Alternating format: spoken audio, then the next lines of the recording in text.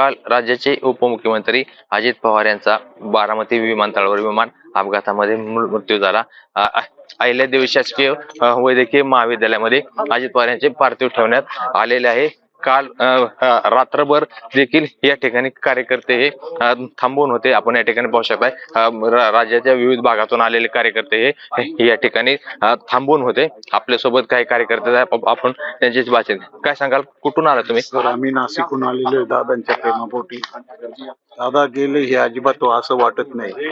दादांच्या जाण्याने या महाराष्ट्राची खूप मोठी हानी झालेली आहे आणि एक शेतकऱ्यांचा बलाढ्य नेता या महाराष्ट्राच्या उपमुख्यमंत्री अजितदादा पवार यांचं निधनाने खूप मोठी पोकळी निर्माण झालेली आहे। तुम्ही पण इथं रात्रभर थांबून होता? आम्ही इथं रात्रभर थांबून आहे। आम्ही मावळ तालुक्यातून आलोय। दादांच्या जाण्यानं महाराष्ट्रातील राजकारणातील एक कोहिनूर हिरा हरपलेला आहे। दादांचं जे विजन होतं विकास कामांचं खूप मोठं होतं।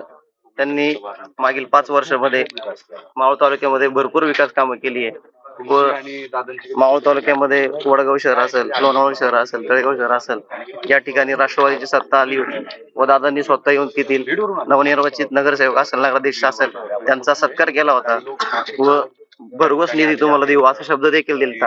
पण दादा आपल्यात नाही या गोष्टीवर। या ठिकाणी आपण या ठिकाणी पाहू शकता या ठिकाणी ही जी शववाहिनी आहे या शववाहिनीतून उपमुख्यमंत्री अजित पवार यांचं पार्थिव अजित पवार यांच्या गावी काटेवाडी या ठिकाणी नेण्यात येणार आहे आणि त्यानंतर बारामती येथे आल्यानंतर गदिमा सभागृहापासून उपमुख्यमंत्री अजित पवार यांची अंत्ययात्रा निघणार आहे आणि विविध परिसरांच्या मैदानावर उपमुख्यमंत्री अजित पवार यांना शासकीय इतमामध्ये अंत्यसंस्कार करण्यात येणार आहेत। मंगेश कचरे, साम टीव्ही न्यूज, बारामती।